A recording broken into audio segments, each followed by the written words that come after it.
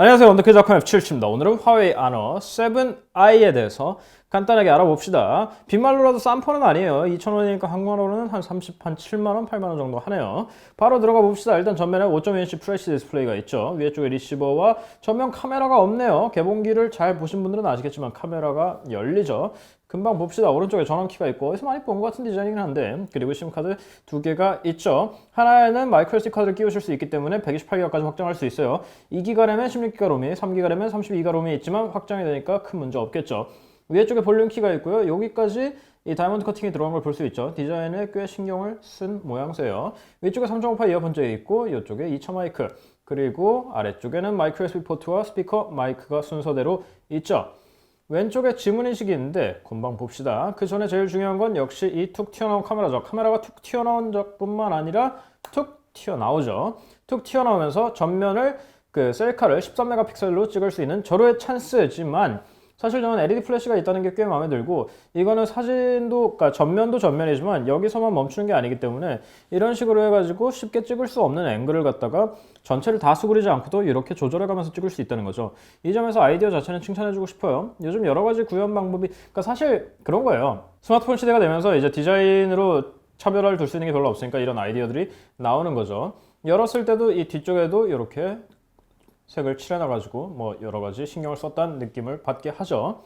그리고 보면은 화웨이 로고가 하나도 없어요. 화웨이 로고가 전면에도 없고 후면에도 아너 로고밖에 없죠. 화웨이가 이 아너 브랜딩을 갖다가 많이 신경을 쓰고 있는 것 같고, 사실 화웨이보다는 아너 쪽이 조금 더 보기 나은 건 사실이에요.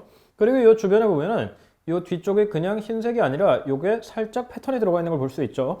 자칫 잘못하면 심심할 수도 있었는데 이런 식으로 처리를 해가지고 보기에 꽤 깔끔하면서도 세련돼 보여요. 뭐 크기는 대략 LG G3 정도와 비슷한 크기라고 보시면 되겠네요. 이렇게 돼 있고, 요 왼쪽에 지문 인식 센서에다가 이렇게 해가지고 작물 해제하면 꽤 빠른데, 이게 요 왼손으로 쓰기에는 괜찮은데 오른손으로 쓰기에는 위치가 좀 애매한 감이 있어요. 왼손은 여기 딱이지만 오른손은 여기 중지도 아니고 그 검지도 아니고, 그래가지고 굉장히 애매해요. 이건 왼손으로 쓸 때만, 저는 왼손으로 폰을 자주 쓰니까 상관없지만 왼손으로 쓸 때만 편하다고 하겠어요. 디스플레이예요. 전반적으로 캘리브레이션이 잘 돼 있어가지고 꽤 만족스러운 디스플레이예요. 지금은 자동으로 나가지고 조금 어두워 보일 수 있지만 수동으로 풀 밝기로 놓으면은 이렇게 노출 오버가 될 정도로 밝은 패널이죠. 여기 약간의 베젤이 있기는 한데 이 정도면은 사실 베젤이 이 부피 대 화면 비율이 전혀 나쁜 편이 아니거든요. 사실 꽤 괜찮은 편이에요. 화웨이의 UI는 EMUI 3.1이 들어가 있는데 EMUI가 버전이 올라갈 때마다 저를 살짝씩 놀라게 만들어요.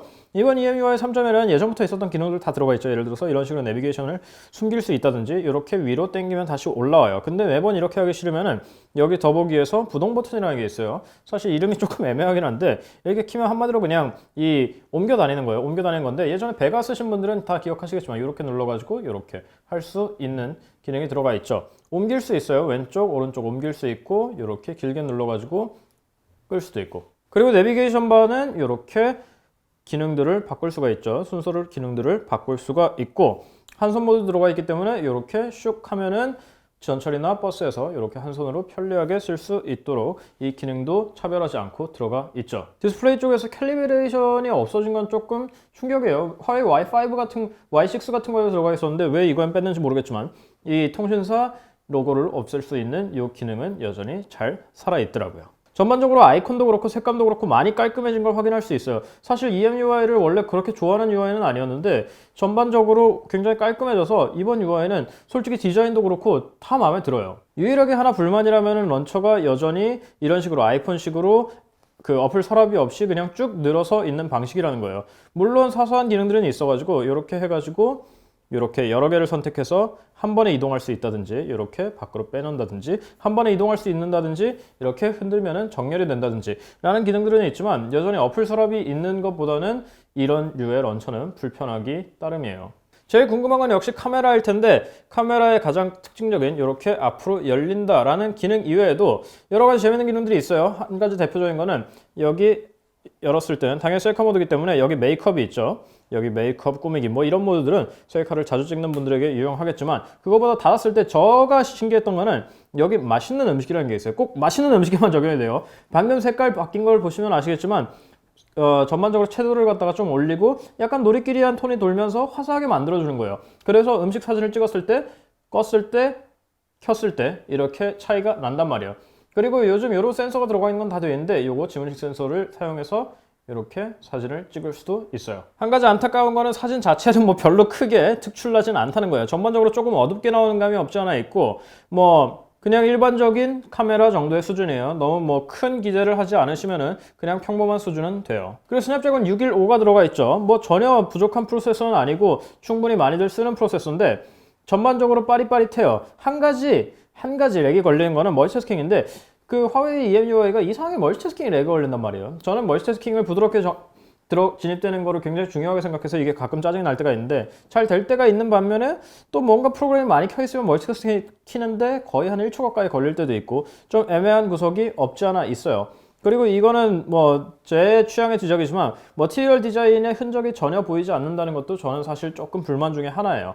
완전히 EMUI식으로 바꿔놨기 때문에 썩 마음에 들진 않지만 대부분 그러니까 뭐 이거를 그냥 UI의 특성이라고 치면은 크게 불만을 가질 부분은 아닌 것 같기도 하고요. 통합 품질은 꽤 괜찮은 편이에요. 우렁차고 나름대로 소리도 괜찮아요. 어차피 화웨이는 아는 분들은 아시겠지만 통신 장비를 만드는 회사고 당장 U+는 다 화웨이 걸로 깔려 있어요. 그렇기 때문에 그래서 미국 부대에서 그 장비 빼라는 얘기도 했었어요. 미국이. 그렇기 때문에 뭐 통합 품질적인 문제에서는 전혀 걱정을 안 하셔도 되겠죠. 오디오도 꽤 괜찮은 편이에요. 스피커는 조금 그냥 그럭저럭이기는 한데 뭐 이어폰으로 음악 감상하시는데 뭐 전혀 문제 없어요. 뭐 화이트 노이즈가 많이 낀다든지 베이스가 찢어진다든지 하는 문제는 전혀 걱정하지 않으셔도 된다. 이 모든 걸 가동하는 건 3100mAh 내장형 배터리인데 사실 중국 폰들이 아무래도 전력 효율이 좀 별로인 게 있어요.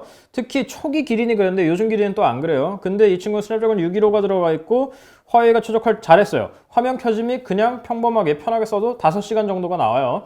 그렇기 때문에 이거는 걱정 안 하셔도 되고 이거는 절전 다 끄고 그냥 일반 고성능 모드로 쓴 거예요. 그렇기 때문에 일반적으로 쓰실 때 스마트 모드로 쓰시면 그 전력 절전 모드에서 스마트로 쓰시면은 제가 나온 수치보다 더 오래 쓰실 수 있을 거예요. 그래서 전반적으로 굉장히 만족스럽게 썼는데 불만이 없느냐 하면 그건 아니에요. 일단 첫 번째로 5기가 와이파이가 지원이 안 돼요. 그렇기 때문에 와이파이 속도가 30-40메가 정도밖에 안 나온다는 게 일단 첫 번째 불만. 그리고 배터리가 큰 거 오래 가는 거에 비해서 충전도 굉장히 오래 걸려요. 퀵차지가 안 들어가 있기 때문에 0%에서 100%까지 채우는데 3시간을 조금 넘게 시간이 걸려요. 사실 좀 유독 오래 걸리는 축에 속하기는 해요. 그런 거를 제외하고서는 사실 저는 화웨이의 뭐 고가형도 써봤고 아주 저가형도 써봤지만 이런 식의 중급기는 많이 써보지는 않았단 말이에요. 그래서 저는 상당히 놀랐어요. 뭐 물론 싼 가격은 아니지만 사실 스냅드래곤 615가 들어가면 이 정도는 해야 할 수 있어요. 그런 측면에서 봤을 때 화웨이가 중급기를 상당히 잘 만드는구나. 일단 저는 마감을 굉장히 신경 쓰는 편인데 뭐 화웨이의 마감이야 뭐 제가 뭐 굳이 얘기 안 해도 이미 정평이 나 있지만 굉장히 단단하게 잘 만들었고 손에 잡히는 느낌도 좋고 마감이 아주 좋아요. 사실 디자인적인 것도 이렇게 아까 처음에 말했지만 이런 식으로 패턴을 넣는다 하는 것도 아주 새로운 건 아니지만 굉장히 세련되게 잘 해석했단 말이에요. 아주 만족스러웠어요. 중급기가 지금 한국에 나오지 않아가지고 제가 섣불리 추천할 수는 없지만 원래 해외 수입폰은 쉽게 추천하기가 좀 그래요. AS 문제도 있고. 하지만 기계 자체로만 보면은 저는 뭐 누구한테든지 편하게 추천할 수 있을 것 같아요. 그냥 편하게 쓰기에도 괜찮고 성능 자체로도 꼼꼼히 따져봐도 나쁘지 않아요. 충분히 괜찮아요. 아주 흥미로운데 단순히 흥미로운 거에서 끝나지 않고 기본기도 잘 잡혀있는 아너 7i였습니다. 다음 시간에 뵙도록 하고 저희 유튜브, 인스타그램, 페이스북, 트위터, 구글 플러스까지 다음 시간에 뵙죠. 끝!